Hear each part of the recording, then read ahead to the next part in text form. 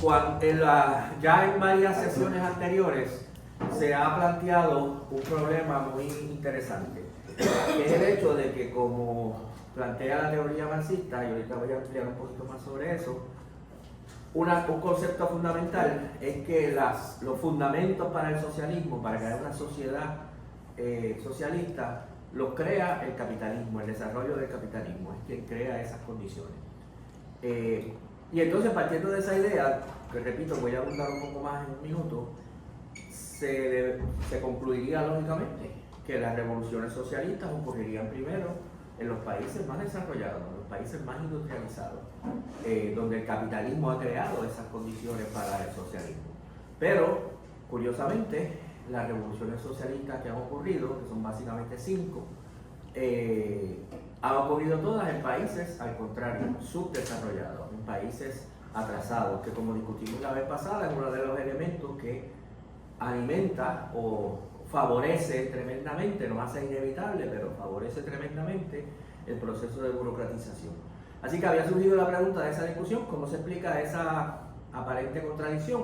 Alguna gente plantea que es una contradicción que refuta el marxismo, ¿verdad? Que Marx pensaba que las revoluciones iban a pasar en los países avanzados y ocurrieron en los países atrasados.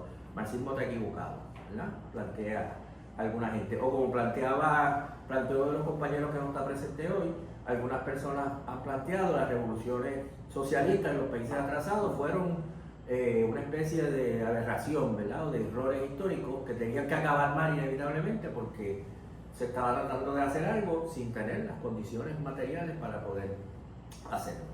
Bueno, así que la teoría de revolución permanente precisamente tiene que ver con este problema. Y empiezo de nuevo lo que estoy diciendo, ¿verdad? Recordando el fundamento que expliqué ahorita. La idea básica del marxismo, que seguimos defendiendo, que no rechazamos, es que el capitalismo crea las condiciones materiales para crear una sociedad o empezar a avanzar hacia una sociedad sin clases, ¿verdad? Una sociedad socialista.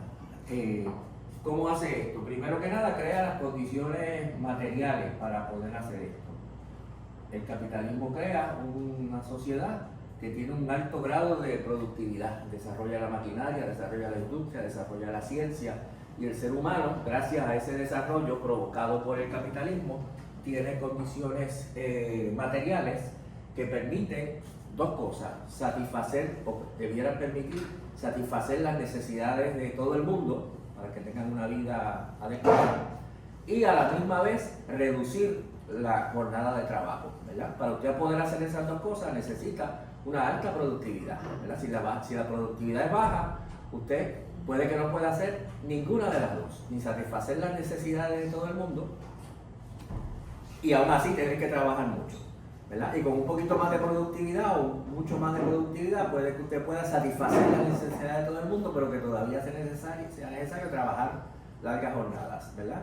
El socialismo pleno necesita que puedas hacer las dos cosas, que tú puedas satisfacer las necesidades de la gente y a la misma vez ir reduciendo la jornada de trabajo. Reducir la jornada de trabajo es una de las precondiciones para que la gente pueda participar en los comités de su barrio, en los comités de su taller y en las elecciones para la discusión sobre cómo se va a desarrollar la economía y todas las cosas que queremos que la gente participe. Necesita tiempo. Si usted trabaja 10 horas al día no va a tener tiempo para hacer nada de eso.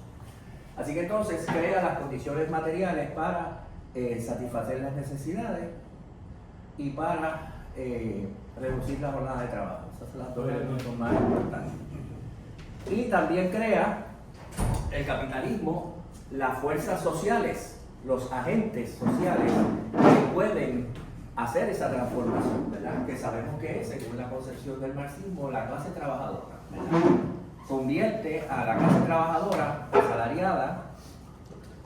Estas son las personas que no son dueñas de fábrica, no son estrictamente los que trabajan en una fábrica, no son dueñas de fábrica, no son dueñas de talleres, no son dueñas de máquinas, no son dueñas de bancos, no son dueñas de comercio, no son dueños de nada que no sea su capacidad de trabajar, ¿verdad? Y que tienen que vender su capacidad de trabajar a los dueños, a la clase capitalista. Y el capitalismo crea las condiciones materiales y crea también el agente social, la clase trabajadora, que es la que tiene la capacidad de organizarse y de apoderarse de los medios de producción y organizar la producción con este doble objetivo, ¿verdad? Satisfacer la necesidad de todo el mundo y reducir la jornada. Hoy le añadiríamos como prioridad muy importante transformar nuestra relación con la naturaleza, ¿verdad? Que también sea menos destructiva que lo que ha sido bajo las sociedades de clase. Así que entonces el capitalismo crea esas dos condiciones. Convierte a la clase, eso quiere decir que convierte a la clase trabajadora en la mayoría de la población, ¿verdad? Todas las sociedades anteriores, la mayoría de la población era rural y era muchas veces, casi siempre, campesina, ¿verdad? Campesina que a veces estaba sometida a una clase dominante que tenía que pagar algún tipo de tributo, ¿verdad? Pero era un pequeño productor campesino. Aquí, en esta sociedad moderna capitalista, se desarrolla la productividad y se convierte la clase trabajadora en la mayoría de la población, ¿verdad? Una sociedad como Estados Unidos es un país capitalista desarrollado, con una industria muy desarrollada, la ciencia muy desarrollada, la tecnología muy desarrollada, en el cual la mayoría de la población efectivamente está formada por esa clase trabajadora, ¿verdad? Lo mismo en Europa occidental, lo mismo en Japón, ¿verdad? Etcétera. Así que entonces, estas son las condiciones, como hemos dicho, que uno asocia, ¿verdad? Que son las consecuencias del desarrollo del capitalismo que crean las condiciones para la revolución socialista y para empezar a crear una sociedad sin clases después de esa revolución. Ahora bien, este fenómeno, ¿verdad? Hay que añadirle un primer hecho importante que empieza a modificar este esquema. Y es que el capitalismo, este capitalismo que estamos hablando aquí, el capitalismo no se desarrolla de manera igual en todo el mundo, o por lo menos para empezar no se desarrolla a la misma vez en todo el mundo, ¿verdad? Este capitalismo que estamos hablando aquí, si vamos por ejemplo al año 1900, para coger una fecha, principios del siglo XX, un capitalismo industrial desarrollado donde ya la mayoría de la población es una clase trabajadora asalariada o se está acercando bastante a eso, existía básicamente en Estados Unidos, no todas, pero en Europa occidental y probablemente en Japón, ¿verdad? Esos eran los países capitalistas desarrollados año 1900. El resto de los países estaban en algún grado de atraso con respecto a estos países, ¿verdad? Quiere decir que eran países donde la producción todavía era mucho más atrasada que estos. En muchos casos no era todavía producción industrial, era todavía estrictamente producción agrícola, campesina, como les dije. Y sociedades donde la clase trabajadora asalariada no era la mayoría de la población, ¿verdad? La mayoría de la población era una población campesina. Ejemplo que podríamos tomar de eso, un país que ustedes conocen, Puerto Rico, ¿verdad? Si usted venía a Puerto Rico en el año 1899 o 1900, iba a encontrar un país con una bajísima productividad del trabajo, ¿verdad? No había fábricas, muy pocas, no había gran industria, no había desarrollo tecnológico. La mayoría de la gente que trabajaba en el campo, eran campesinos y trabajaban con herramientas muy primitivas todavía, ¿verdad? No estamos hablando de industria con tractores ni nada por el estilo, ¿verdad? Era un país atrasado con respecto a los países capitalistas desarrollados, pero lo mismo en Brasil, lo mismo en Honduras, lo mismo en México, lo mismo, ¿verdad? Prácticamente todos los países, como dije, el resto del mundo. Así que entonces, hay ya una separación entre países atrasados, ¿verdad? Vamos a llamarlo así por ahora, y países avanzados. Y como dije, la concepción que sería natural esperar de la concepción marxista es que la revolución socialista ocurriría primero en estos países, porque aquí es que existen las condiciones para la revolución socialista, ¿verdad? La mayoría de la clase trabajadora, las condiciones materiales, y no que va a ocurrir en los países atrasados. Esta diferenciación es algo que ya se va, ¿verdad?, a notar o se va a empezar a discutir entre los marxistas de esta época. Y se plantea entonces, evidentemente los socialistas los que viven en estos países, su perspectiva, ¿verdad?, es la perspectiva de la revolución socialista, lo que está a la orden del día para lo que se supone que estén trabajando los socialistas en estos países, un socialista en Estados Unidos en 1900, o en Europa, en Gran Bretaña, o en Francia, o en Bélgica, en Holanda, ¿verdad?, o en Japón, es la revolución socialista, organizar a la clase trabajadora para hacer la revolución socialista, ¿verdad? Es una cosa compleja, pero ese es el concepto. La pregunta entonces es, ¿cuál es el objetivo, ¿verdad?, que se pueden plantear los que viven en los países atrasados? ¿Qué es lo que está a la orden del día aquí? Porque para empezar, o por lo menos inicialmente, no sería, ¿verdad?, la revolución socialista, porque no hay condiciones para la revolución socialista, ¿verdad? Entonces, ¿cuál es la realidad de estos países atrasados? En términos muy generales. En muchos de ellos hay todavía formas de explotación y de dominación precapitalistas, ¿verdad? Puede que todavía, como dije ahorita, haya una población campesina que tiene que pagar un tributo a unos señores de la tierra, ¿verdad?, a los terratenientes, ¿verdad?, que tienen que pagar ese tributo a esa clase terrateniente.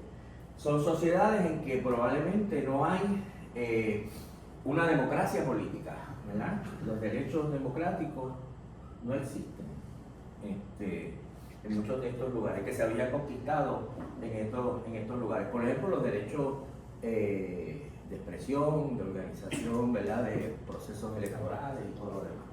Y tercero, puede que estos países sean países que están subordinados a los países desarrollados, ¿verdad?, que sean países coloniales o países semicoloniales, ¿verdad?, y que su desarrollo ya esté empezando a estar subordinado a esos países avanzados.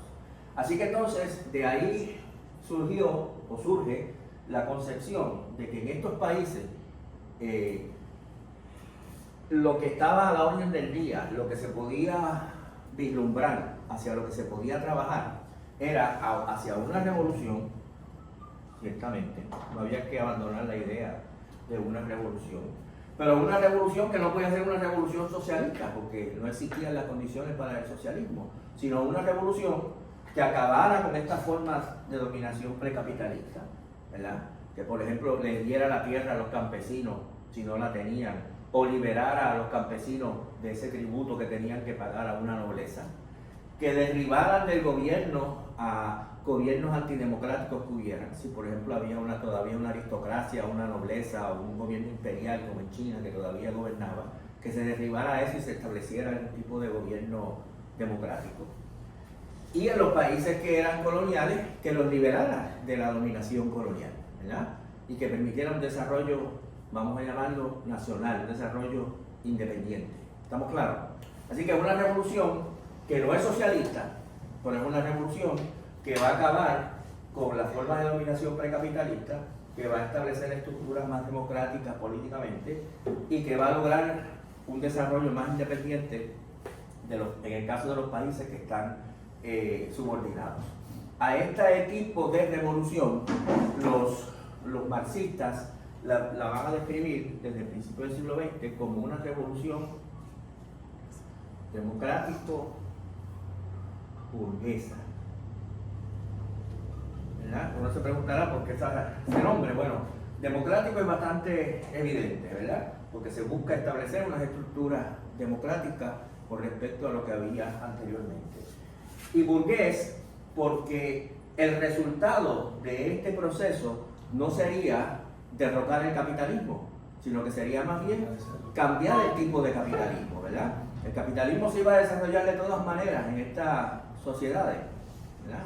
Y se iba a desarrollar, pero una revolución democrático-burguesa establece qué tipo de capitalismo se va a establecer. El capitalismo se puede desarrollar con un gobierno autoritario, se puede desarrollar que los terratenientes siguen siendo dueños de la tierra y le siguen imponiendo tributo a los campesinos, se puede desarrollar bajo un sistema colonial, ¿verdad?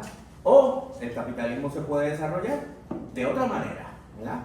Así que la revolución democrática burguesa cambia el tipo de desarrollo capitalista, no es anticapitalista. Está claro lo que estoy diciendo, ¿verdad? Puerto Rico, el capitalismo se ha desarrollado, como ustedes saben, colonialmente, ¿verdad? Porque se va a desarrollar, no importa si es colonia o no es colonia.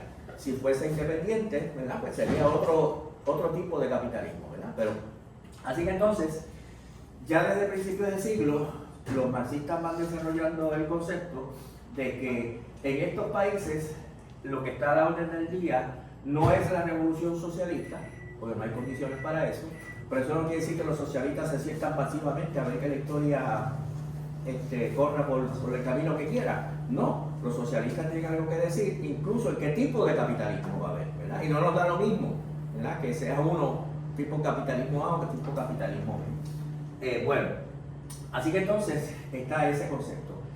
Y claro, este concepto, lo que se está planteando, se está tomando como antecedente histórico el hecho de que el capitalismo en los países desarrollados le abrió paso en muchos de ellos, no en todos, a algún tipo de revolución de ese tipo, ¿verdad? De revolución democrático burguesa, ¿verdad? En los países, lo que hoy llamamos Holanda y el norte de Bélgica, que se le llaman los Países Bajos, hubo una revolución muy larga, tuvo varios capítulos en el siglo final del siglo XVI, principio del siglo XVII. Los Países Bajos, estos países eran originalmente parte del Imperio Español y había una lucha de independencia en contra del Imperio Español y establecen una república burguesa como resultado de esa. En el siglo XVIII se da la Revolución Inglesa, ¿verdad? Que abre paso al desarrollo del capitalismo en Inglaterra, ¿verdad? Y tiene varios capítulos también. En el siglo XVIII, perdón, esto es en el siglo XVII. En el siglo 2600, en el siglo XVIII, finales del siglo XVIII, se dan dos revoluciones también, que es la Revolución Americana, que la conocen, la Revolución de la 13 Colonia, y poco tiempo después la Revolución Francesa. Todas estas, dentro de la concepción marxista clásica, son ejemplos de revoluciones democrático-burguesas que abrieron paso al desarrollo del capitalismo, que fueron parte del desarrollo del capitalismo en esas sociedades, ¿verdad? Y ahora se está planteando, bueno, los países atrasados están en el mismo punto que estaban estos países, vamos a decir, antes de las revoluciones democrático-burguesas. Lo que está a la orden del día es la revolución democrático-burguesa. Estamos entendiendo, ¿verdad? Así que entonces, voy a borrar esto aquí. Lo que surge de todo esto es un esquema más o menos compartido por todo el mundo a principios del siglo XX, de qué es lo que está pasando en el mundo y en el planeta, que es que hay unos países que fueron sociedades precapitalistas hasta cierto momento. En el caso de Europa eran sociedades feudales, así que voy a poner aquí el feudalismo. Este es el esquema que estaba en la cabeza de muchos marxistas. Y hay entonces una revolución, o una serie de revoluciones, las revoluciones democrático-burguesas, como esas que dije ahorita, la de los Países Bajos, la inglesa, la americana, la francesa, ¿verdad? Hay otros países en que no hay revolución, ¿verdad? No hay revolución, pero se desarrolla el capitalismo también, ¿verdad? Así que vamos a poner aquí sin revolución. Por ejemplo, en Alemania y en el este de Europa nunca hay verdaderamente el equivalente de estas revoluciones. El capitalismo se desarrolla igual, pero se desarrolla sin esas revoluciones democráticas. Así que tenemos el feudalismo, una revolución o la ausencia de, pero entonces tenemos el capitalismo, el desarrollo del capitalismo, ¿verdad? Con la industria y todo lo que dijimos. Y la expectativa, como hemos dicho, es que en algún momento entonces vendría la revolución socialista, ¿verdad? Y entonces vendría el avance hacia el socialismo, ¿verdad? Ese era como el esquema histórico que tenían los marxistas en ese momento. Hubo una sociedad feudal, hubo una transición al capitalismo, en algunos casos con revolución, en algunos casos sin revolución, pero transición al capitalismo, y vendrá en su momento la revolución socialista que abrirá paso al socialismo, ¿verdad? Ese era el esquema. Y entonces, como dije, había una discusión de dónde estaban entonces los países atrasados. El más importante de estos países atrasados en términos de esta discusión era Rusia, porque en Rusia ya existía un movimiento socialista importante, ¿verdad? Y por lo tanto se da un debate muy fuerte sobre dónde está Rusia con respecto a todo esto, ¿verdad? Este problema aplicaba también a Puerto Rico, o aplicaba también a Honduras, pero en Honduras no había un movimiento socialista marxista, así que no había nadie planteándose, bueno, ¿cuál es la situación de Honduras con respecto a esto, ¿verdad? En Rusia sí. Y entonces la concepción era, bueno, Rusia ha sido una sociedad feudal, ¿verdad?, desde hace muchísimo tiempo. Ahora se está empezando a desarrollar el capitalismo, ¿verdad? Y tenemos dos alternativas, ¿verdad? Una, que el capitalismo se siga desarrollando sin revolución, ¿verdad?, con todas las consecuencias terribles que eso tiene, que el zar siga siendo zar, que la nobleza siga gobernando, que los terratenientes sigan abusando de los campesinos, etcétera, que no haya derechos democráticos para nada, o una revolución democrático-burguesa, ¿verdad?, como dijimos anteriormente. Pero todos estaban convencidos, ¿verdad?, de que lo que le tocaba ahora, históricamente, a Rusia era el desarrollo capitalista, ¿verdad? Vamos a hacer una revolución democrática, sin ilusiones, sabiendo que eso es un progreso muy bueno, porque es muy bueno tumbar el zar, tumbar la nobleza, tener derechos democráticos, poder organizar sindicatos, poder expresarnos libremente, poder elegir el gobierno, poder tener todas estas libertades, poder dar la tierra a los campesinos, que los campesinos se liberen de la opresión de la nobleza, etcétera. Todo eso es magnífico, pero sabemos que lo que va a surgir de ese proceso va a ser el desarrollo del capitalismo, porque no podemos hacer una revolución socialista en este momento. ¿Estamos claros cuál era el esquema general? Bueno, aquí entonces es que se va a dar un debate muy interesante a partir más o menos de 1904, 1905, entre los marxistas rusos, que estaban casi todos ellos organizados en lo que se llamaba el Partido Socialdemócrata Ruso. En esa época los partidos que hoy después se llamarían comunistas, marxistas, etcétera, se llamaban Partido Socialdemócrata, ¿verdad? Ese es el nombre que usted, Lenin, por ejemplo, que voy a mencionarlo ahora, usted le preguntaba, ¿verdad?, cuál era su posición política. Yo soy socialdemócrata, ¿verdad? Ese era el concepto que se usaba en ese momento. Bueno, y entonces en el movimiento socialdemócrata ruso van a surgir tres posiciones muy interesantes. Al principio las diferencias son sutiles entre estas posiciones, ustedes las van a ver históricamente, pero cada vez más se demarcan muy claramente esas tres orientaciones. Yo no voy a entrar en toda la historia de cómo se fue desarrollando la diferenciación, sino básicamente las tres posiciones.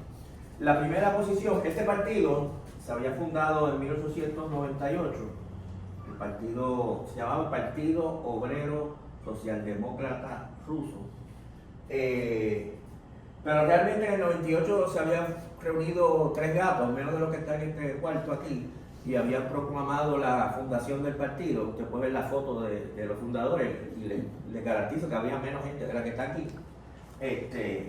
Y que dicho sea de paso, 19 años después hicieron la Revolución Rusa, así que hay esperanza.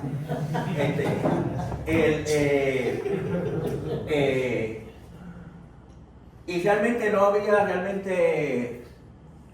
existido el partido, se había proclamado su existencia, ¿verdad? Ya empieza a hacer trabajo, pero es solamente en 1903 que se hace el segundo congreso y hay fuertes debates en ese congreso y el partido se divide en dos facciones o dos tendencias que van a seguir existiendo por mucho tiempo, ¿verdad? Hasta siempre van a existir esas dos facciones. Una que se llama bolchevique y una que se llama menchevique. No tenemos que entrar ahora en las razones iniciales de por qué pasó eso. Bueno, pero entonces volviendo al tema de cuál es la naturaleza de la revolución que hay en Rusia y sus tareas, se desarrollan tres posiciones. Una es la del grupo menchevique, que plantea bastante lógicamente, en cierta medida, la revolución en Rusia es una revolución burguesa, ¿verdad? Es una revolución que no va a abrirle paso al socialismo, va a abrir paso al capitalismo, ¿verdad? Hay que hacer el frente más amplio posible para que todas las fuerzas que están en contra del zarismo y que quieren acabar con el gobierno del zar puedan unirse. Y van a plantear entonces que al ser una revolución democrático-burguesa, su liderato, su dirección, va a ser, lógicamente, la burguesía liberal, ¿verdad? O lo que ellos llamarían la burguesía democrática, ¿verdad? Ellos van a plantear quizá puedo aquí yo hacer un temita, ¿verdad?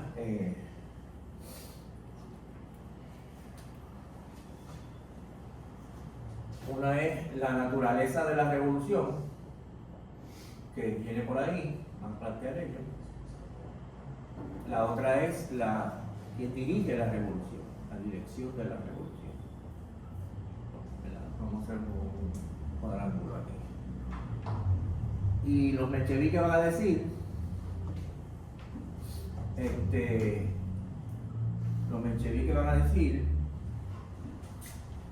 la revolución es burguesa, ¿verdad? La revolución lo que va a hacer es quitarle la tierra a la nobleza, establecer una república democrática, establecer derechos democráticos. Todo eso es un progreso, pero nada de eso es contradictorio con el capitalismo. Todo lo contrario, lo que va a venir después de eso va a ser un desarrollo más rápido del capitalismo. Y lo lógico entonces es que la burguesía, porque a la burguesía le conviene eso, ¿no? A la burguesía le conviene que se desarrolle el capitalismo, a la burguesía le conviene acabar con la monarquía y que la burguesía sea la que pueda gobernar, ¿verdad? Que se libere el campo de todas las formas precapitalistas y que el capitalismo se pueda desarrollar en el campo. Pues entonces, lo más lógico es que la burguesía, que es la que se va a beneficiar de esa revolución, sea la fuerza dirigente de la revolución. Los socialistas tienen que buscar una alianza con la burguesía, ¿verdad? Porque la burguesía tiene un interés material, objetivo, en hacer la revolución burguesa, ¿verdad? Si los socialistas se ponen a hablar de socialismo, o se ponen a hablar de marxismo, o se ponen a movilizar a los trabajadores en este momento, lo que van a hacer es aislar a los trabajadores, ¿verdad? Porque solamente una muy pequeña minoría va a apoyar un proyecto socialista en Rusia, ¿verdad? Tenemos que hacer lo más amplio posible. Lo más amplio posible es las exigencias democrático-burguesas y que la burguesía sea la portavoz de esas exigencias. ¿Estamos claros cuál es la posición, ¿verdad? Así que la revolución es burguesa y la dirección también es burguesa. Esta posición menchevique se podía presentar y a veces se presentaba como una posición muy radical, porque incluso planteaba un gobierno revolucionario que surge en Rusia va a ser un gobierno burgués. Y nosotros no, como socialistas, no debemos ser parte de un gobierno burgués, ¿verdad? Nosotros vamos a hacer lo que vamos a hacer es empujar a este gobierno a que sea lo más radical posible, pero no nos vamos a comprometer con ese gobierno, ¿verdad? ¿Se entiende lo que estoy planteando, ¿verdad? Así que yo incluso decía, si nosotros pretendemos dirigir ese gobierno burgués, lo que vamos a hacer es colaborar con un gobierno burgués. Nosotros no vamos a colaborar con ningún gobierno burgués, que la burguesía empuje su revolución, que la tiene que empujar, y nosotros la empujaremos lo más posible para llevarla lo más lejos posible. ¿Estamos claros cuál es la posición de los mencheviques, ¿verdad? Así que entonces, buscar alianza con la burguesía liberal para hacer la revolución democrático burguesa, ¿verdad? Y como dije, partiendo siempre de la premisa de que esto tiene que ser así, porque hablar de socialismo en Rusia no tiene sentido. Aquí no hay una clase trabajadora mayoritaria, aquí no hay las condiciones materiales para el socialismo. Nuestra clase trabajadora, que es pequeña, que es minoritaria, lo que puede hacer es empujar a la burguesía liberal para lograr lo más posible en la revolución burguesa. ¿Estamos claros? Esa es la posición. Segunda posición, la posición de los bolcheviques y de Lenin en particular. Lenin está de acuerdo porque la revolución va a ser burguesa, ¿verdad? Por las mismas razones que todo el mundo. Él lo va a decir muy claramente. Rusia no hay condiciones para el socialismo, la clase trabajadora es minoritaria. Es totalmente contradictorio con el marxismo plantear una revolución socialista en Rusia. No hay condiciones para eso. Lo que hay condiciones en Rusia es para una revolución democrático-burguesa, ¿verdad? La gente no no recuerda, ¿verdad?, que desde el comienzo de su lucha socialista hasta 1917 prácticamente, Lenin estaba luchando por un capitalismo democrático, no estaba ni siquiera luchando por el socialismo, ¿verdad? Y así mismo lo planteaba. Ahora, ¿dónde viene la diferencia? Lenin plantea la revolución es burguesa, pero en Rusia la burguesía no es revolucionaria. En Rusia la burguesía no va a hacer ninguna revolución. En Rusia la burguesía, para empezar, está totalmente compenetrada, en muchos casos, por ejemplo, con los terratenientes. La burguesía no va a plantear repartir la tierra a los campesinos porque eso la va a afectar negativamente. Además, la burguesía le tiene mucho miedo a movilizar a la clase trabajadora, ¿verdad?, que ya existe en Rusia. Ya hay industria, ya hay fábrica, ya hay una clase trabajadora. Y la burguesía tiene miedo de movilizar a esa clase trabajadora, porque esa clase trabajadora, si se moviliza para tumbar al zar, también se va a organizar para pedir salarios más altos, ¿verdad?, para empezar, ¿verdad?, o pedir una jornada de trabajo más corta, ¿verdad?, o pedir todo tipo de exigencias. Entonces la burguesía tiene mucho miedo de movilizar a los campesinados o de movilizar a los trabajadores, porque eso también le puede afectar negativamente, ¿verdad? Así que además que la burguesía tiene mucho miedo de la represión, ¿verdad? Por ejemplo, lo plantea Lenin, ¿verdad?, y lo plantea nosotros también. Aquí tenemos un gobierno autoritario, un gobierno de la nobleza, un gobierno del zar, una monarquía, pero que es una monarquía no como la monarquía que tumbó la Revolución Francesa 120 años antes. Es una monarquía que tiene a su disposición toda la tecnología represiva, ¿verdad?, que no tenía la monarquía de, ¿verdad?, tiene telégrafo, y tiene teléfono, ¿verdad?, y tiene todo el aparato militar, ¿verdad?, que no existía 120 años antes. Así que entonces la posición de Lenin es la revolución es burguesa, no podemos estar hablando de revolución socialista, pero para hacer la revolución burguesa no podemos sentarnos a esperar que la burguesía la haga, como piensan los mencheviques. Si nos sentamos a esperar que la burguesía la haga, no va a haber revolución burguesa, no va a haber revolución democrática. El capitalismo se va a desarrollar sin revolución democrática. Por lo tanto, Lenin plantea que la única manera que se va a poder hacer la revolución democrático-burguesa en Rusia es que tomen la dirección de ese proceso los obreros y los campesinos, ¿verdad? Los líderes obreros, socialistas y demás, y los líderes campesinos y los partidos campesinos tienen que movilizar a los obreros y campesinos para tumbar al zar, para tumbar a la nobleza, para repartir la tierra y para establecer un gobierno democrático, ¿verdad?, que incluiría elecciones libres, que en el caso de esto, lo que ellos proponen incluiría la jornada de 8 horas, incluiría derechos laborales y toda una serie de elementos, ¿verdad? Así que entonces la posición de Lenin es cierta. Él dice, la revolución es burguesa, pero no la va a hacer la burguesía, ¿verdad? La tenemos que hacer en contra de la burguesía. Fíjense que ahí empieza a cambiar la cosa. La tienen que hacer los obreros y los campesinos. De ahí se deriva una política muy distinta, porque en el caso de los mencheviques, la idea era buscar una alianza con la burguesía, ¿verdad?, con los sectores liberales, para poder acabar con el zarismo. En el caso de los bolcheviques, la posición era tenemos que organizar a los obreros y tenemos que organizar a los campesinos para hacer la revolución contra el zar, pero no buscando una alianza con la burguesía liberal. Si la burguesía liberal viene, perfecto, pero no vamos a estar a esperar a que venga, ¿verdad? Tampoco quiere decir descartar si la burguesía liberal quiere hacer una marcha de protesta porque hubo un abuso, mataron a alguien en la cárcel. Nosotros no vamos a decir no vamos a ir porque es la burguesía liberal, ¿no? Si es una exigencia buena, nosotros vamos y participamos, ¿verdad? Pero no subordinamos nuestra estrategia a ver cómo hacemos lo que la burguesía liberal considere aceptable, porque si hacemos eso, lo que vamos a hacer es desmovilizar a los obreros y los campesinos y no va a haber revolución democrática. ¿Estamos claros cuál es la posición de Lenin? ¿Cómo se diferenciaba de la posición de los otros? ¿Sí? ¿Estamos claros? Bien. Entonces, después de 1905, ustedes saben que hablamos ya en otras ocasiones, que en 1905 hay una primera revolución en Rusia,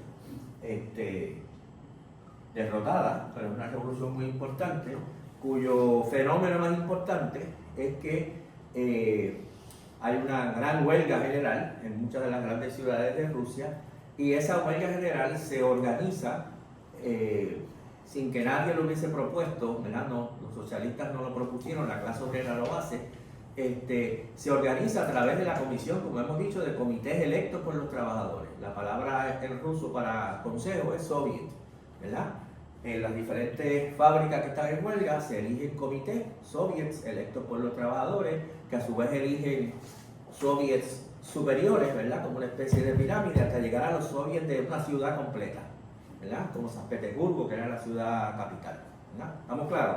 Así que la clase trabajadora rusa demuestra una capacidad tremenda de organización que estremece a toda Europa como resultado de la revolución de 1905.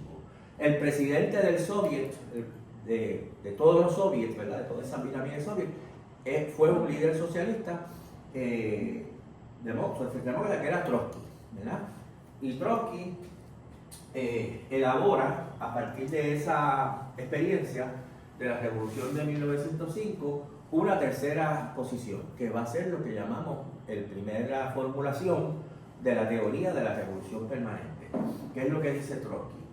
Trotsky dice, ciertamente la revolución rusa, inicialmente, tenemos que considerarla como una revolución burguesa. Esas van a ser sus tareas fundamentales, ¿verdad? Las tareas iniciales por las que la gente se está movilizando. La gente quiere que se vaya el zar, la gente quiere acabar los privilegios de la nobleza, los campesinos quieren la tierra, los trabajadores quieren derechos democráticos, quieren jornada de 8 horas, quieren salarios más altos.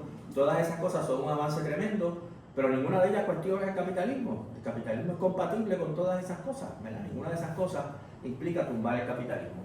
Y en ese sentido la revolución ciertamente inicialmente es burguesa. Y Trotsky está de acuerdo con Lenin, ¿verdad? La burguesía no va a hacer nada de eso, ¿verdad? Eso tienen que hacerlo los obreros y los campesinos. Pero aquí Trotsky añade un elemento. Él dice, primero, cuando hablamos de los obreros y los campesinos, estamos hablando de dos fuerzas muy distintas. Los obreros están concentrados en unas grandes industrias en Rusia, grandes fábricas que existen, son la minoría del país, pero están concentrados. Es una fuerza que está organizada políticamente, que tiene partidos muy fuertes, que tiene los soviets que ha creado, etc. Mientras que el campesinado es una clase muy desarticulada, ¿verdad? Los campesinos viven en el campo, la mayoría de ellos son analfabetos, viven muy aislados unos de otros en muchas ocasiones, no están organizados en partidos ni nada por el estilo. Hay partidos que se llaman partidos campesinos, pero realmente no organizan a la gran mayoría de los campesinos. Así que cuando él dice que vamos a crear un gobierno obrero campesino que va a hacer las tareas de la revolución burguesa, realmente, dice Lenin, va a ser un gobierno de los obreros, Trotsky, un gobierno de los obreros que va a tratar de conseguir el apoyo, ¿verdad?, de los campesinos y que se lo va a ganar en la medida, por ejemplo, que los trabajadores se apoderen del gobierno de Rusia y tomen como una de sus primeras decisiones repartir la tierra a los campesinos, ¿verdad? Y evidentemente los campesinos van a apoyar a este gobierno que les ha dado la tierra, ¿verdad? ¿Estamos claros? Así que hay una diferencia sutil ahí, porque Trotsky está diciendo, más que un gobierno obrero campesino, es un gobierno obrero que va a tener el apoyo del campesinado. Y entonces Trotsky añade un elemento adicional. Él dice que es poco probable que los trabajadores hagan una revolución, tumben al zar, tumben a la nobleza, repartan la tierra a los campesinos, sean el gobierno de Rusia y se queden ahí. Simplemente se resignen a seguir siendo explotados por los capitalistas, porque hay un esquema que dice que no es posible hacer la revolución socialista, ¿verdad?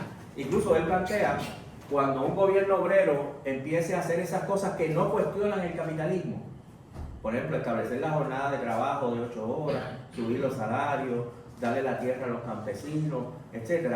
Una vez inmediatamente el gobierno obrero empieza a hacer esas cosas que en sí misma no cuestionan el capitalismo, va a enfrentar el sabotaje de la burguesía, ¿verdad? Los patronos van a empezar a sabotear todas esas todas esas medidas, ¿verdad? El gobierno obrero revolucionario sube la jornada de trabajo y los patronos dicen, no vamos a aceptar eso, cerramos la fábrica, no va a haber producción porque no aceptamos esa ley de la jornada de 8 horas.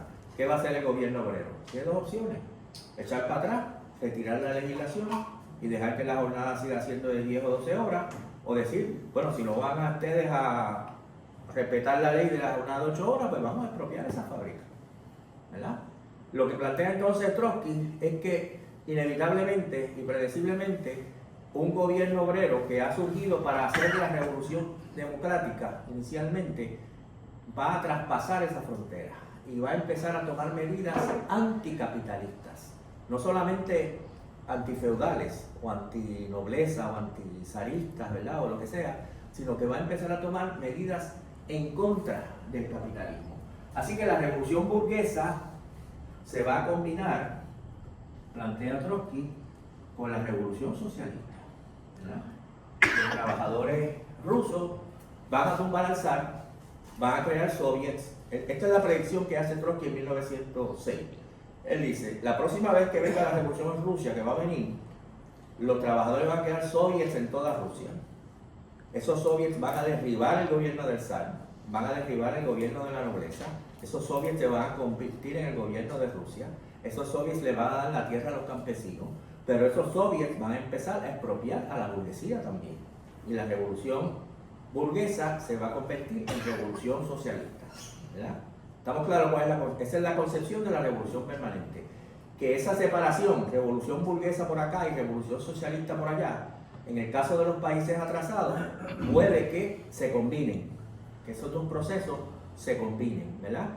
Y el veredicto de la historia es espectacular, porque lo que yo acabo de decir, que Trotsky predice que va a ocurrir en el futuro, es exactamente lo que ocurrió en 1917.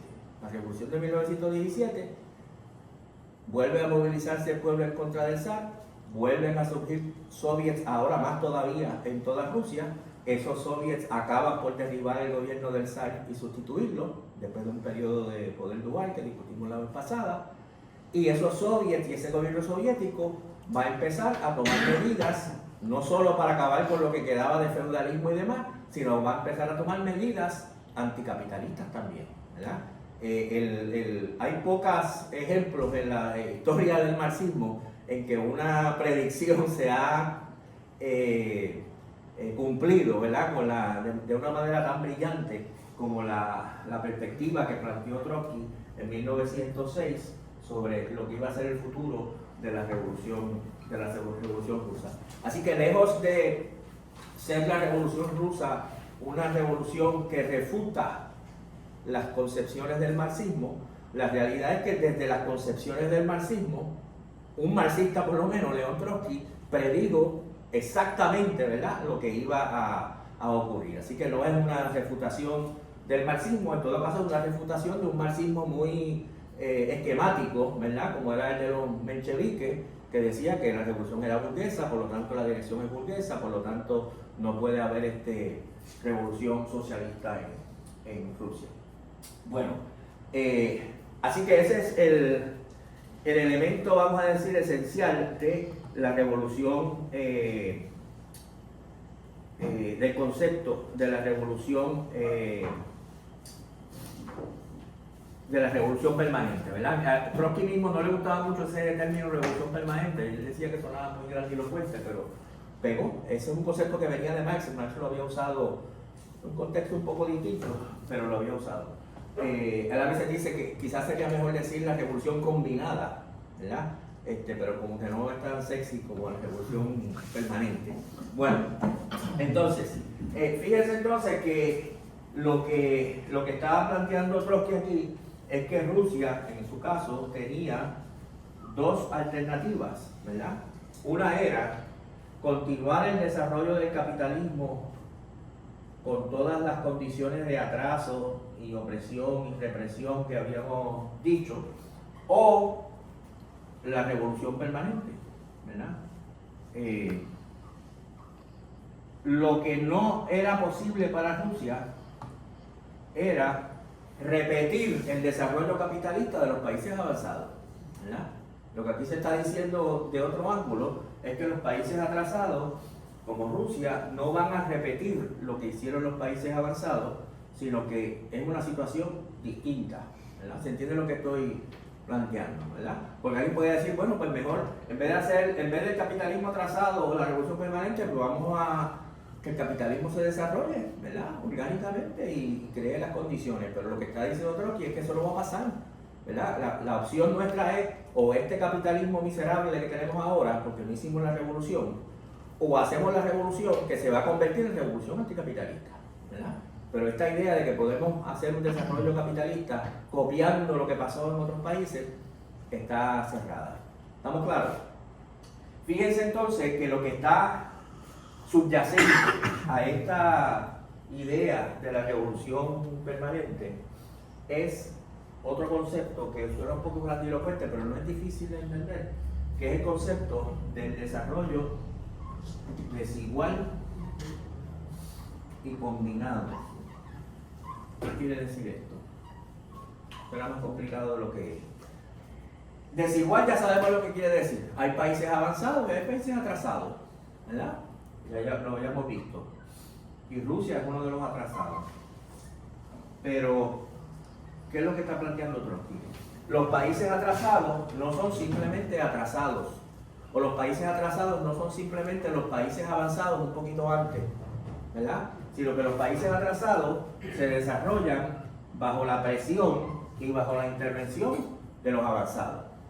Y por lo tanto no van a repetir el desarrollo de los avanzados, ¿verdad? No está claro lo que estoy diciendo. Cuando Inglaterra se desarrolló como el primer país industrial, no tenía que bregar con eso de que había otros países industriales, porque era el primero. Pero cuando Rusia se desarrolla como país industrial, sí tiene que bregar con el hecho de que ya hay unos países industriales, ¿verdad? Y eso se refleja en lo que está pasando en Rusia, porque que Rusia es un país atrasado, pero tiene, por ejemplo, grandes fábricas, muy avanzadas. La clase trabajadora es minoritaria, ¿verdad? Eran como 3 millones de trabajadores en un país de 100 millones de habitantes, ¿verdad? 3% de la población eran trabajadores.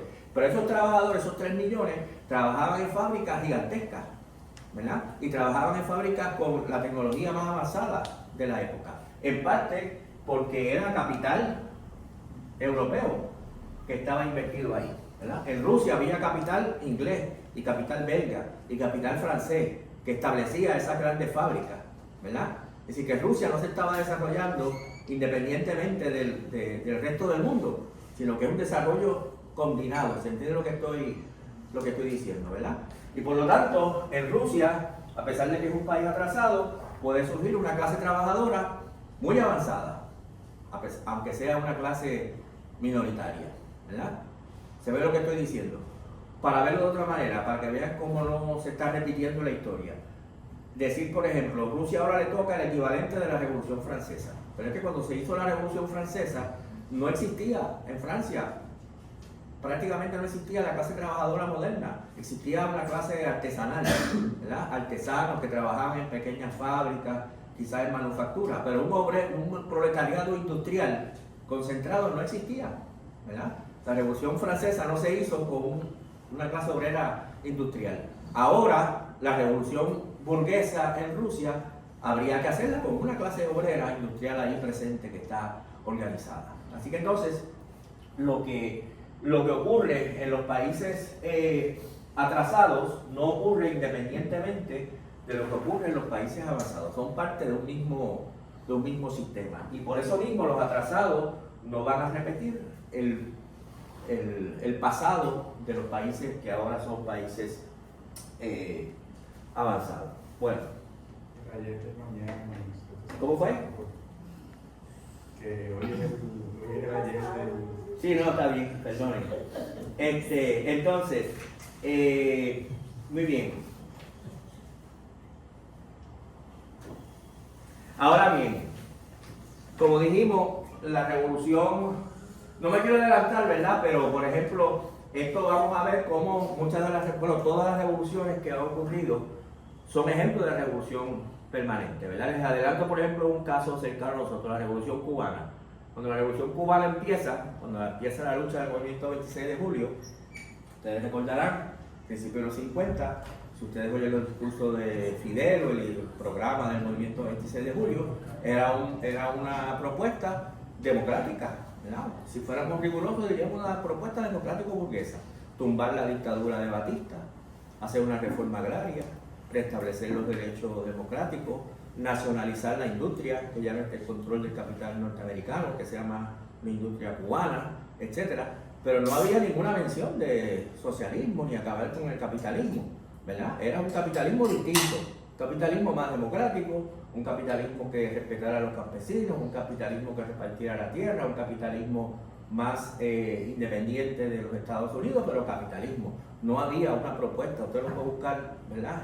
No encuentra en el programa del 26 de julio una propuesta socialista, ¿verdad? Pero el gobierno revolucionario cubano, en el proceso de poner en vigor, no triunfa la revolución, ese programa democrático, antiimperialista, que no era anticapitalista, en el mismo proceso se encuentra, se ve la necesidad, se ve empujado de empezar a tomar medidas anticapitalistas, ¿verdad? Decide, por ejemplo, nosotros vamos a comprar petróleo de la Unión Soviética porque nos sale más barato, ¿verdad? Eso no es una medida anticapitalista, comprarle petróleo a la Unión Soviética. Pero cuando ese petróleo llega a Cuba, las refinerías americanas dicen: no vamos a refinar petróleo soviético. El gobierno cubano tiene dos opciones: no compramos más petróleo soviético porque las refinerías americanas no lo van a refinar, o expropiamos las refinerías americanas y lo refinamos, ¿verdad? Pero cuando ya tú expropias a una empresa capitalista, ya estás empezando a ir por el camino del anticapitalismo, ¿verdad? Inicialmente era la independencia, pero ya se va convirtiendo en otra cosa, y se va a convertir en la revolución cubana en una revolución permanente, ¿verdad? Empieza como con exigencias estrictamente antiimperialistas o democráticas, y se va radicalizando hasta que acaba derribando el capitalismo, ¿verdad? Y después veremos más ejemplos: la revolución china, la revolución vietnamita, la revolución yugoslava, todas son ejemplos de lo que acabo de decir. Bueno, ahora bien, hemos entendido cómo es que Trotsky plantea que era posible que la revolución socialista triunfara. Esto evidentemente cayó como bomba en muchos sectores del socialismo, ¿verdad? Porque lo que Trotsky estaba diciendo era totalmente una herejía, ¿verdad? Estaba diciendo: es posible que la revolución socialista triunfe primero en los países atrasados, ¿verdad? Como dije, la concepción de que todo el mundo, prácticamente todo el mundo en ese momento, la revolución va a triunfar primero en Alemania, o en Francia, o en Gran Bretaña, o en Estados Unidos, ¿verdad? Y aquí viene Trotsky a decir: no, puede que sí, ojalá, pero es posible también que la revolución socialista triunfe primero en Rusia, ¿verdad? Como efectivamente ocurrió. Ahora, eso lo quita que Trotsky, o eso no implica que Trotsky simplemente echara al zafacón la concepción marxista de que el capitalismo es el que crea las condiciones para el socialismo, ¿verdad? Si él echara eso al zafacón, pues estaría echando al zafacón el marxismo, ¿verdad? Pero él no plantea eso, ¿no? Es cierto, absolutamente cierto, ¿verdad? Las condiciones más adecuadas para la construcción del socialismo son las que crea el capitalismo desarrollado. La clase trabajadora puede que se vea obligada, por las razones que él explica, a hacer una revolución socialista o iniciar una revolución socialista en un país atrasado.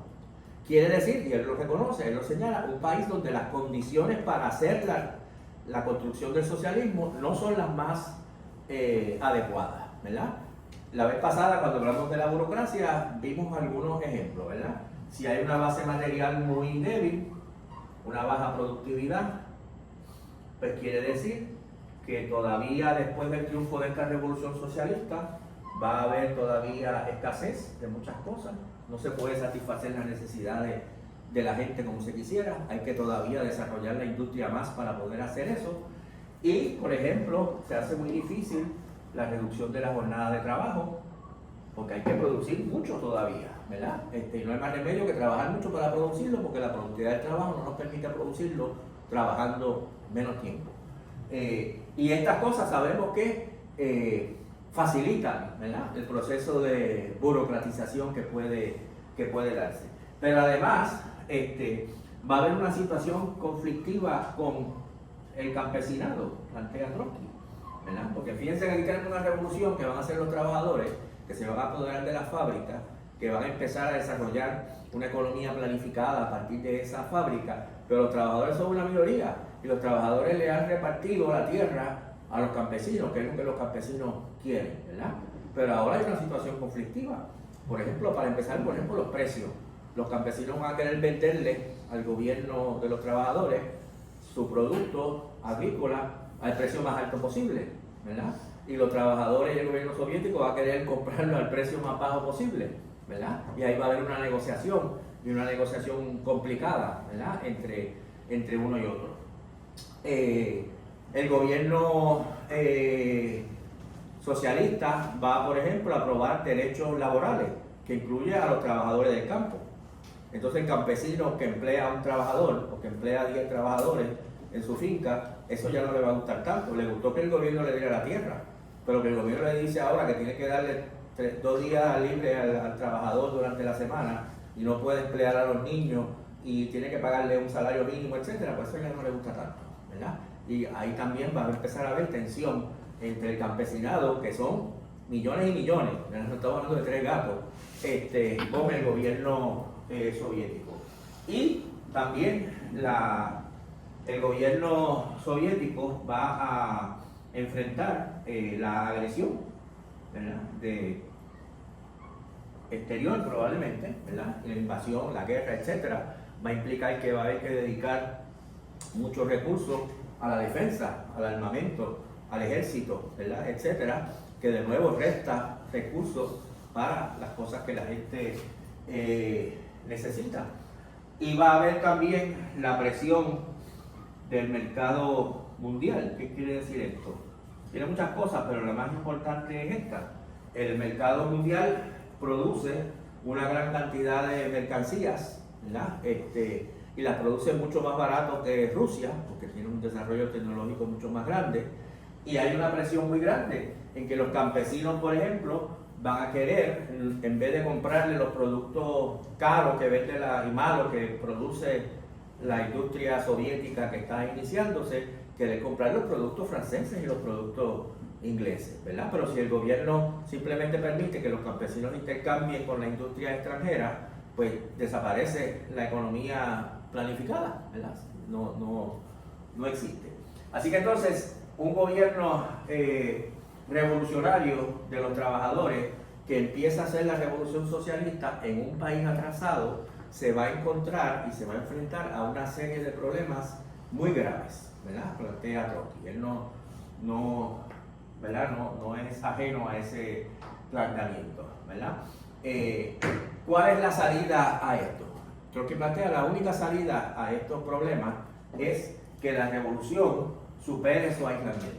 Es decir, que hayan revoluciones en otros países y que esos otros países puedan ayudar, ¿verdad?, a sostener a Rusia para poder superar esta situación, ¿verdad? La idea, por ejemplo, era que, por ejemplo, nosotros vamos a hacer la revolución socialista en Rusia, no vamos a detenernos en ciertas tareas porque alguien dijo que había que detenerla, vamos a hacer la revolución y nosotros pensamos que la revolución en Rusia va a provocar la revolución en Alemania, y va a provocar la revolución en Polonia, y va a provocar la revolución en Hungría, y Rusia no se va a quedar sola, ¿verdad? Y vamos a tener el apoyo de la industria, de la tecnología y de todo lo demás de los países avanzados, ¿verdad? Y entonces podemos sobrevivir. Trotsky lo decía claramente, si eso no pasa, si nos quedamos aislados, pues lucharemos lo más que podemos, pero probablemente vamos a ir por el camino de la Comuna de París. Estaremos 1 año, o 6 meses, o 2 años, y se desarticula esto, ¿verdad? Porque solos no vamos a poder, ¿verdad? Pero nosotros contamos con que la revolución va a ser internacional, no va a ser estrictamente en Rusia, ¿verdad? Así que el planteamiento de Trotsky es triple. 1, es posible la revolución socialista en los países atrasados como Rusia. 2, esa revolución se va a enfrentar a una serie de problemas. En la medida que se planteen, no se pueden solucionar aisladamente. Segundo planteamiento, la única solución está en que la revolución nuestra es parte de una revolución internacional y esa revolución internacional va a cristalizar, ¿verdad? Y la manera más fuerte de nosotros asegurarlo que la revolución cristalice es empezarla, ¿verdad? Hay que empezar la revolución y la revolución vendrá, ¿verdad? Ese es como, vamos a decir, el segundo aspecto de la revolución permanente. El primer aspecto es que la revolución democrática se mezcla con la socialista. Y el segundo aspecto es que la revolución en un país se va a mezclar con la revolución en otros países, ¿verdad? Que va a ser una revolución permanente también a nivel internacional. Y aquí el veredicto de la historia también es muy interesante, porque en términos fundamentales confirma de nuevo de una manera espectacular la perspectiva de Trotsky. En 1917 triunfa la Revolución Rusa, como acabamos de decir, según había planteado Trotsky, y en 1918, noviembre, casi exactamente un año después, estalla la revolución en Alemania. Y Alemania se cubre también de consejos obreros y de soviets. Es una historia que no se recuerda, pero en Alemania hay una revolución soviética en 1918. Y con altas y bajas, esa revolución dura hasta 1923, ¿verdad? Avanza, retrocede, etc. Pero hay una situación revolucionaria en Alemania entre 1918 y 23, en que el capitalismo está pendiendo de un hilo. En 1919 estalla la revolución en Hungría y se decreta una república soviética que dura, ¿cuánto dura? 8 o 9 meses, algo así, ¿verdad? Dura 8 o 9 meses, es una república soviética en Hungría, ¿verdad? Esta es no es que pueda triunfar, es que triunfa, ¿verdad? Y se establece un gobierno soviético en Hungría, que es aplastado porque intervienen los ejércitos de países burgueses extranjeros y la aplastan, ¿verdad? Igual que estaban tratando de aplastar la rusa. En 1920, todo el norte de Italia se llena también de consejos obreros, ¿verdad? Y está a la orden del día la revolución socialista en Italia. Y hay otros procesos que se dan en otros lugares que no llegan hasta el punto de una revolución o amenaza de revolución, pero son grandes momentos de movilización. Por ejemplo, en 1920, cuando hay una amenaza muy fuerte de una intervención británica en contra de la Unión Soviética, hay toda una preparación y toda una agitación muy grande en Inglaterra, en Gran Bretaña, en contra de la intervención, dirigida a hacer una huelga general en caso de que se dé la intervención, ¿verdad? Y esa amenaza de huelga general hace que el gobierno británico decida, vamos a no meternos en esto porque, ¿verdad? Es muy, muy peligroso. Y este es todo un periodo de grandes movilizaciones en muchos lugares. Hasta en Estados Unidos, por ejemplo, hay una huelga general muy interesante, muy importante en la ciudad de Seattle, en 1919. Hay una gran huelga de los trabajadores de la industria del acero, que es una industria muy importante, también en 1919, etc. Es decir, el periodo inmediatamente posterior a la Revolución Rusa es un periodo efectivamente de expansión tremenda, de explosión tremenda de la revolución en el mundo, ¿verdad? Sobre todo en Europa. Como Trotsky había planteado que iba a ser el efecto de la revolución, del triunfo de la Revolución Rusa. Ahora, aquí se da como la historia es muy creativa, ¿verdad? No todas las predicciones pueden ser exactas, y aquí se da un resultado de este proceso imprevisto, ¿verdad? Como dije, Trotsky y Lenin también en cuanto a esto, un detalle que debía haber añadido, pero lo explico ahorita. Trotsky, Lenin y todos los demás estaban convencidos de que el Estado soviético que hemos creado depende de la revolución mundial, ¿verdad? Nosotros no vamos a sobrevivir a menos que triunfe la revolución mundial, ¿verdad? Así que nosotros tenemos que aguantar lo más que podamos, hacer todo lo que podamos para sobrevivir lo más posible, para que dé tiempo, para que venga la revolución mundial y básicamente nos rescate. Esa era la concepción de todos los bolcheviques, se puede leer en muchísimas declaraciones, ¿verdad? En parte por eso, en parte no, por eso es que fundan, por ejemplo, en 1919, la Internacional Comunista, ¿verdad? Cuyo objetivo es crear partidos comunistas en todo el mundo para hacer la revolución en todo el mundo, ¿verdad? Era parte complementaria de hacer la revolución en Rusia, promover la revolución en todo el mundo.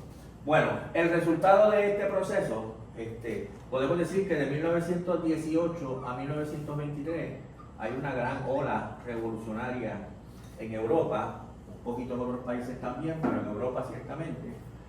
Y el resultado, el balance de ese proceso, es que ese ascenso de la revolución mundial evita, o pues vamos a decir, asegura, es suficientemente fuerte para asegurar la vida, ¿verdad?, de la Unión Soviética. Es suficientemente fuerte esa revolución para evitar que se logre derrocar a la Unión Soviética. La Unión Soviética sobrevive, a pesar de todos los intentos de tumbarla, ¿verdad? Sobrevive a ese proceso. Pero ese ascenso de la revolución mundial no logra superar el aislamiento de Rusia, ¿verdad? Ninguna de esas revoluciones triunfa. Son suficientemente fuertes para debilitar el capitalismo, debilitar el imperialismo y evitar que se destruya la revolución rusa, pero ninguna de esas revoluciones triunfa. Así que la revolución, el resultado neto de todo esto es que Rusia sobrevive, Rusia soviética sobrevive, pero aislada, ¿verdad? Aislada en un mundo capitalista. Y por supuesto, ahí entonces es que se va a desatar el proceso de burocratización que discutimos la vez pasada, como ustedes recordarán. Ya estoy acabando, solo dos cosas añado. Y como vamos a ver en la sesión que viene, una de las cosas que ocurre cuando surge el proceso de burocratización, ustedes recordarán que parte de la política de la burocracia que surge en la Unión Soviética es buscar algún tipo de acuerdo de coexistencia con la burguesía internacional, ¿verdad? Como la lógica de todas las burocracias, ustedes, los capitalistas, gobiernen sus países y nosotros no nos vamos a meter con ustedes, y ustedes respeten a la Unión Soviética y no se metan con nosotros, ¿verdad? Su política está basada en la esperanza de que ofreciéndole a los capitalistas que no vamos a promover la revolución, los capitalistas se van a reconciliar con la existencia de la Unión Soviética, ¿verdad? Cosa que no va a pasar, pero esa es la lógica que ellos establecen. Y por lo tanto, un aspecto de esa política va a ser buscar acuerdos de apoyo con las llamadas burguesías nacionales de muchos países coloniales, ¿verdad? Y su instrucción entonces de que los partidos comunistas en los países coloniales deben apoyar a esas burguesías, ¿verdad? Porque son burguesías antiimperialistas o lo que sea. Es decir, renace ahora por la burocracia la concepción menchevique, ¿verdad? De que en China, por ejemplo, que es un país atrasado, lo que está a la orden del día es la revolución burguesa. Por lo tanto hay que apoyar a los partidos burgueses que supuestamente son antiimperialistas, y por lo tanto los comunistas deben apoyar a esos partidos burgueses, ¿verdad? En vez de plantearse una revolución socialista en China para las cuales no hay condiciones. Así que, irónicamente, la burocracia, que es producto del triunfo de la revolución permanente, ¿verdad? Lo que hace ahora es revivir la concepción de las etapas, ¿verdad? Y vamos a ver entonces cómo la vez que viene, ¿verdad? Cómo Trotsky ahora va a tener que defender el concepto de revolución permanente, no contra los mencheviques y en parte contra Lenin también, sino en contra de Stalin, ¿verdad? Y la burocracia soviética, ¿verdad? Y por eso ese debate se va a prolongar. Un detalle que no mencioné y termino con eso, es que en el 17, como yo les dije, hasta 1917 se mantenía esta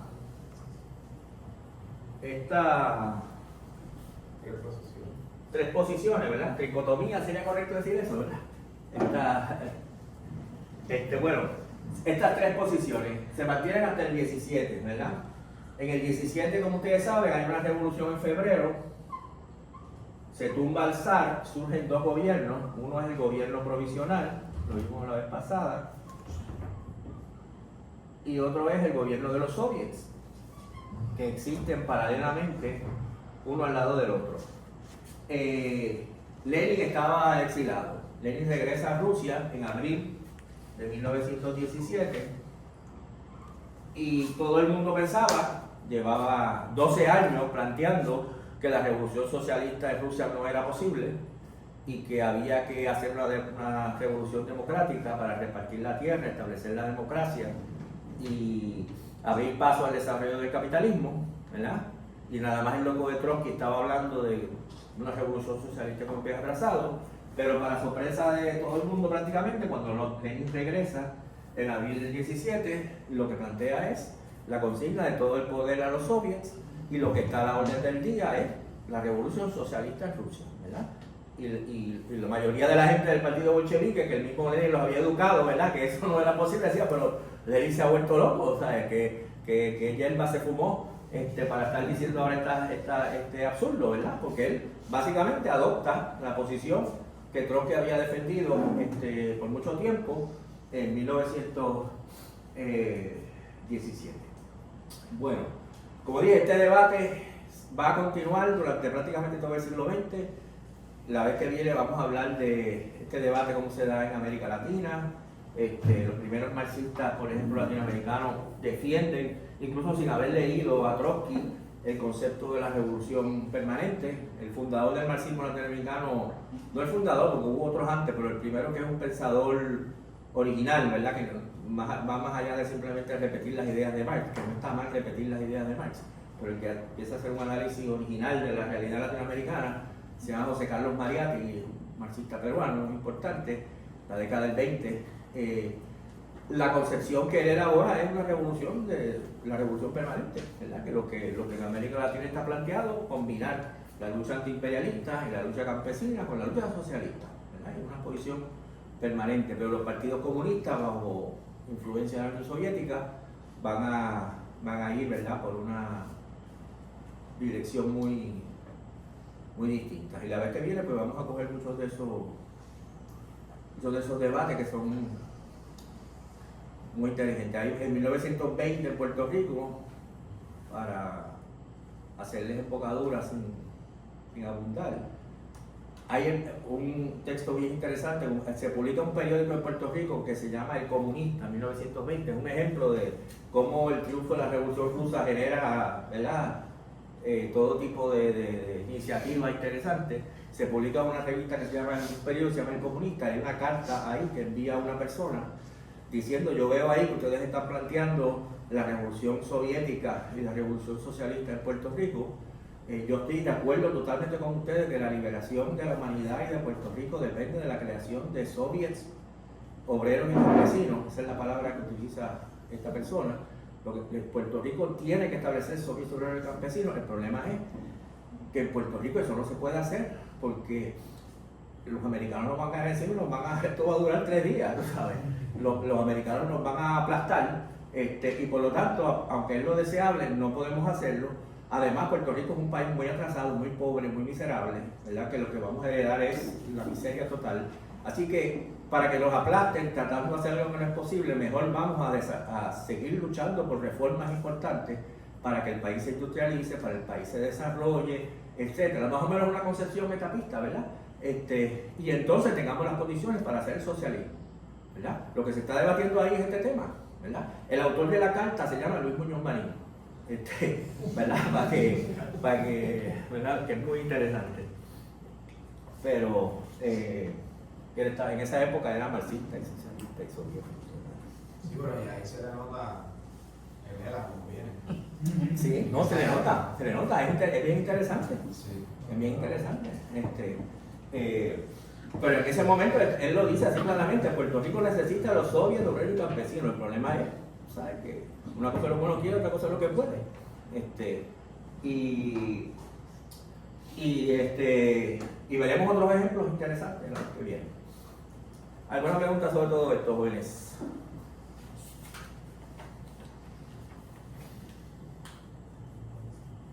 En el libro que yo les sugerí, de Mandel, yo les sugerí un solo capítulo, que es el primero, que se llama La Revolución Socialista en los Países Atrasados, que es sobre esto que acabo de explicar.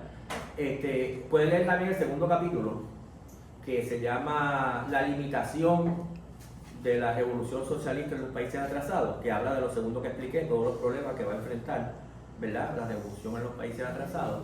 Y también hay otro capítulo, que creo que es el 9, que se llama Contra el imperialismo, ¿verdad? Que ahí habla de cómo en este momento Trotsky elabora esta teoría de revolución permanente para hablar sobre Rusia, ¿verdad? Rusia, es el caso de Rusia, ¿verdad?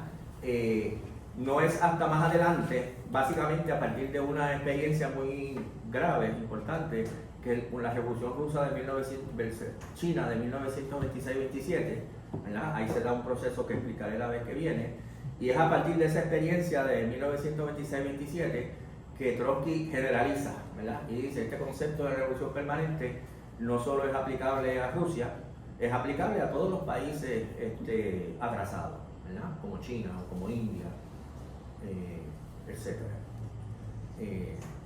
Sí, de estos procesos es que viene el reclamo de mucha gente que alega que las revoluciones marxistas, ¿verdad?, según el juicio de ellos, han fracasado porque brincaron la etapa del capitalismo. Sí, bueno, lo que plantea Trotsky es que no les quedaba más remedio que brincarla, ¿verdad? La alternativa a hacer la revolución socialista, en el caso que se pueda hacer, es resignarte a un capitalismo miserable, subordinado, atrasado, ¿verdad? Y lo que plantea Trotsky, ¿verdad? Plantearía, yo creo, es que las rebeliones se van a dar, es decir, el imperialismo y el capitalismo subordinado va a generar resistencia. Los trabajadores de India o de China o de Vietnam o del país que sea, de Sudáfrica, de Brasil, y los campesinos no se van a resignar a la miseria. Ellos no han leído la teoría de Marx, ¿verdad? Ni les interesa mucho, ¿verdad? Ellos saben que están en la miseria y se van a rebelar en contra de eso, ¿verdad? Periódicamente van a haber rebeliones campesinas y periódicamente van a haber rebeliones obreras y periódicamente van a haber rebeliones estudiantiles, ¿verdad? Porque la gente, ante la miseria que viven, se van a rebelar. Entonces los marxistas tienen dos opciones. Pueden decir, bueno, que se rebelen, pero realmente aquí no se puede hacer nada porque el socialismo no es posible, ¿verdad? O tratar de organizar esas rebeliones, coordinar esas rebeliones, llevar esas rebeliones a la victoria, que tomen el gobierno, y lo que Trotsky dice es que eso es lo que hay que hacer, pero él advierte, una vez tomes el gobierno, ¿qué vas a hacer? ¿Verdad? Y Trotsky dice, no vas a poder evitar empezar a tomar medidas anticapitalistas, o vas a tener que echar para atrás, ¿verdad? No siempre se echa para adelante, muchas veces se echa para atrás, ¿verdad? En muchos países, ¿verdad? Porque podemos dar los ejemplos positivos de revoluciones que empiezan con exigencia democrática y se radicalizan y tumban el capitalismo, o revoluciones que empiezan con exigencia democrática y se paralizan, porque no están dispuestas a dar el paso. Pero en ese caso no se quedan con las conquistas democráticas, casi siempre las pierden, ¿verdad? Echan para atrás, ¿verdad? Y de eso pues se pueden dar muchos ejemplos.